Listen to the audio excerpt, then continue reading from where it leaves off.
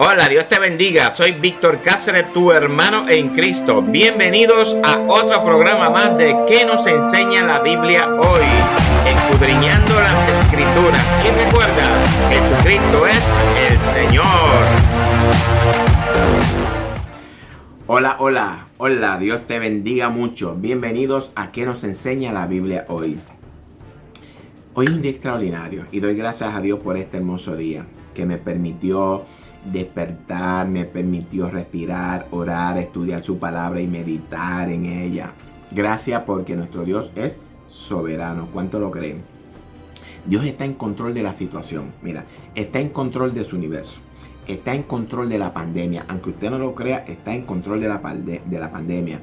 Está en control de nuestras vidas. Y es necesario que recordemos, hermanos, que todo lo que somos, lo que tenemos, nada procede de nosotros.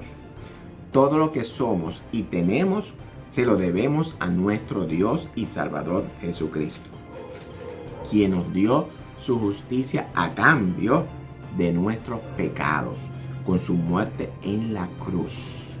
Es necesario que implantemos esta semilla en nuestras mentes para que pueda crecer y dar frutos dignos de arrepentimiento. Vamos a permitirle al Espíritu Santo que nos guíe en este estudio, que nos alumbre los ojos de nuestro entendimiento y que este estudio ministre en nuestros corazones, porque el día de la redención de nuestros cuerpos se acerca ya mismito. Bueno, hoy vamos a dar continuación a nuestro curso expreso de cómo podemos interpretar las profecías escatológicas y también a interpretar esos pasajes que son poco difíciles para algunos hermanos. Siempre recordando, ¿verdad?, que la Biblia es su propio intérprete. Les exhorto a que si usted no ha visto los programas anteriores, los vean. ¿Para qué? Para que puedan entrar en el contexto de lo que hasta ahora hemos venido enseñando. Bueno, vamos a ver cómo comenzamos. Hoy quiero, ¿verdad?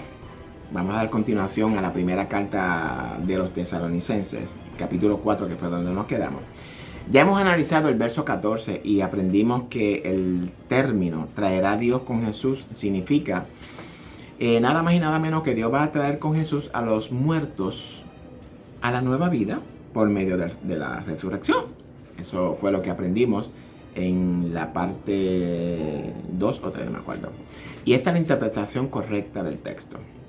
Ahora bien, ¿por qué yo afirmo que es la interpretación correcta? La respuesta es bien sencilla. La Biblia es su propio intérprete. Este verso 4 debemos de interpretarlo dentro del contexto que tiene Jesús, Pablo y los apóstoles en cuanto a dónde van las personas al morir. El contexto de la Biblia nos enseña que las personas al morir van al sepulcro o al Seol, como nos enseñan en el Nuevo Testamento, o al Hades, como nos enseña en el Nuevo Testamento. Sepulcro, Seol y Hades significan lo mismo: lugar donde van los muertos. En cuanto al significado de lo que es el alma, el espíritu o vida, también significan lo mismo y no voy a entrar en detalle de esto. Dice la Biblia: entonces Jehová Dios formó al hombre del polvo de la tierra y sopló en su nariz aliento de vida y fue el hombre un ser viviente. Eso lo vimos en la versión Reina Valera 60. Pero traje también la versión traducción lenguaje actual, que dice de la siguiente manera: entonces Dios tomó un poco de polvo y con ese polvo formó al hombre. Luego sopló en su nariz y con su propio aliento le dio vida. Así fue como el hombre comenzó a vivir. Génesis 2:7. Traje, ¿verdad?, esta versión de TLA porque es la más clara y más específica. Ahora bien, si nosotros escudriñamos el texto con cuidado, jóvenes, encontraremos que el soplo de Dios en la nariz del hombre fue que le dio vida. Y entonces fue un ser viviente integral, con todo lo que conocemos del hombre: cuerpo, alma y espíritu. Ninguno de estos componentes o elementos, como usted quiera, se separan. El hombre fue creado un ser integral. Vive integralmente y muere integralmente. Porque si no muere integralmente, entonces la muerte de Cristo y su resurrección no tendría sentido. Esto lo vamos a ver en nuestro estudio de 1 Corintios 15. Ahora bien, en este estudio voy a explicar dentro del contexto de la Biblia todo lo relacionado a la resurrección. Aclarado esto, voy a continuar con los versos del 15 al 18, que fue donde nos quedamos en el estudio anterior. Vamos a leer nuevamente el texto. Adelante. Tampoco queremos, hermanos, que ignoréis acerca de los que duermen, para que no os entristezcáis como los otros que no tienen esperanza, porque si creemos que Jesús murió y resucitó, así también traerá Dios con Jesús a los que durmieron en él.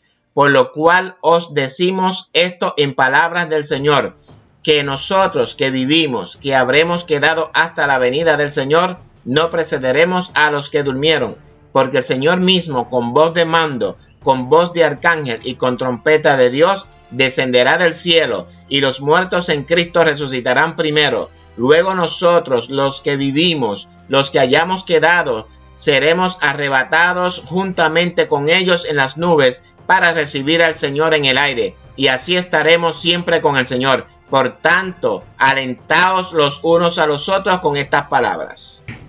Vamos a analizar estos textos a partir del 15. Es sencillo. La confusión estaba en el 14.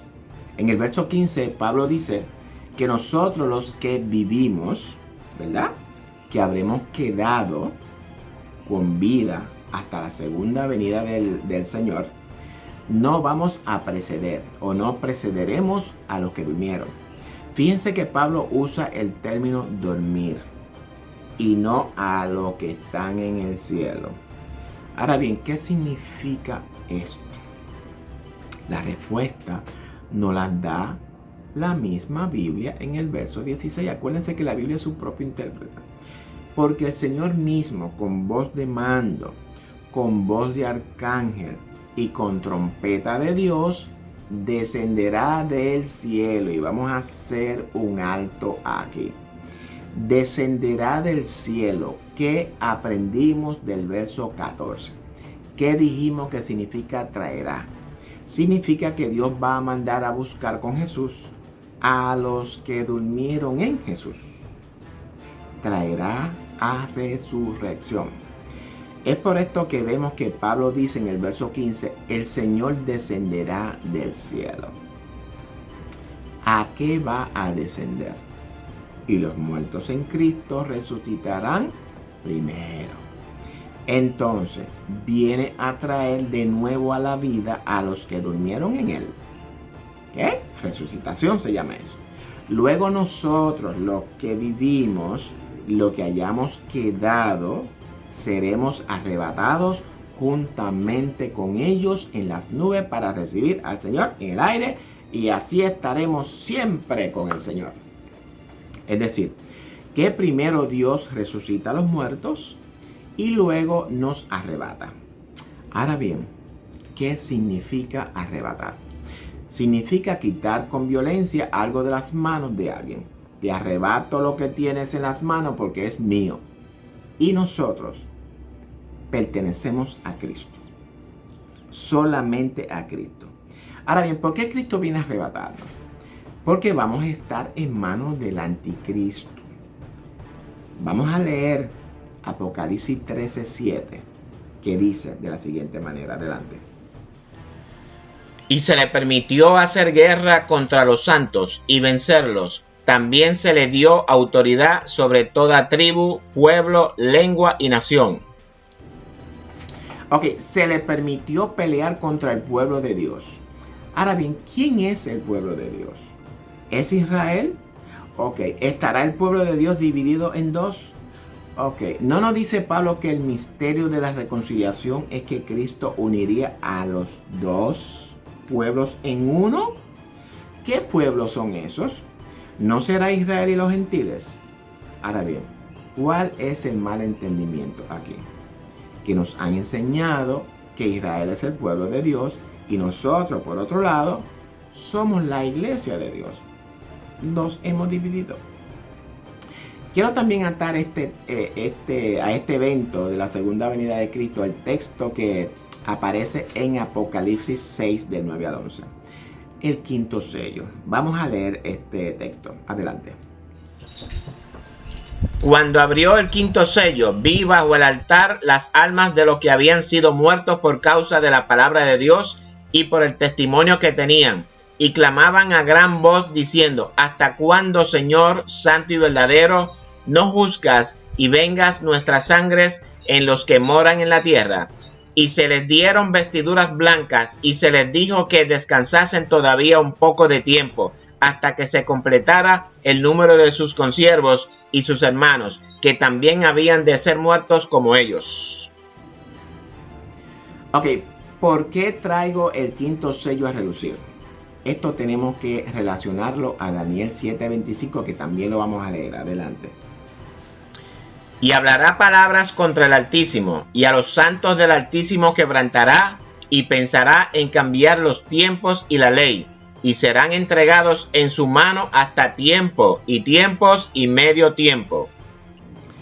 Y hablará palabras contra el Altísimo, y a los santos del mismo quebrantará, y pensará en cambiar los tiempos y la ley, y serán entregados en su mano hasta tiempo y tiempos y medio tiempo. No voy a entrar en detalle de esto. Se refiere al cuerno pequeño.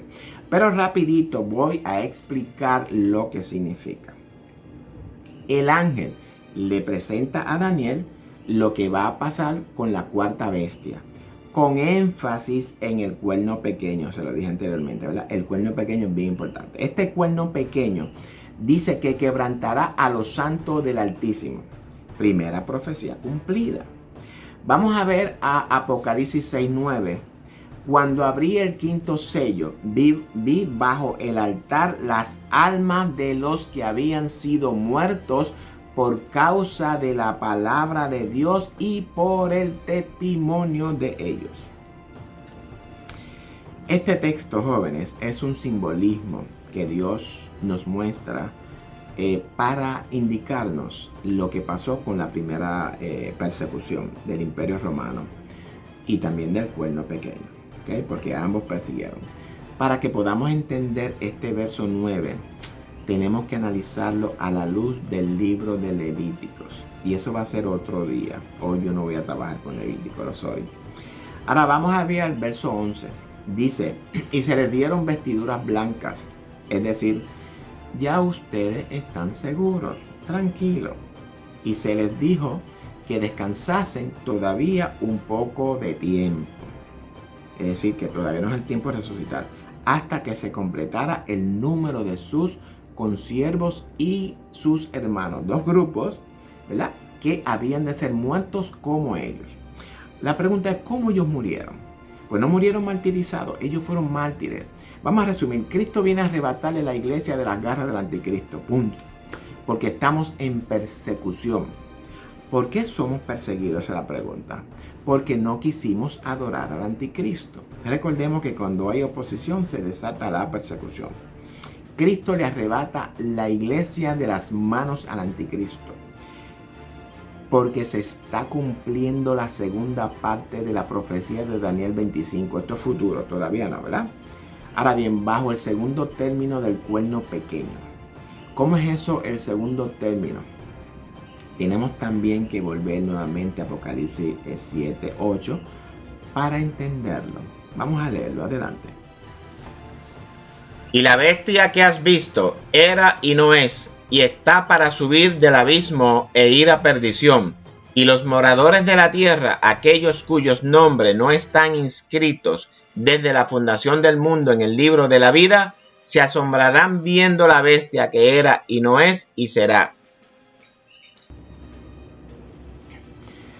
Ok, la bestia que has visto era y no es, y está para subir del abismo e ir a perdición. Y los moradores de la tierra, aquellos cuyos nombres no están escritos desde la fundación del mundo en el libro de la vida, se asombrarán viendo a la bestia que era, es decir, que tuvo un dominio anterior en el pasado y no es decir, que en la actualidad no tiene dominio. Y será, es decir, que volverá a tener el dominio que tuvo una vez en su pasado.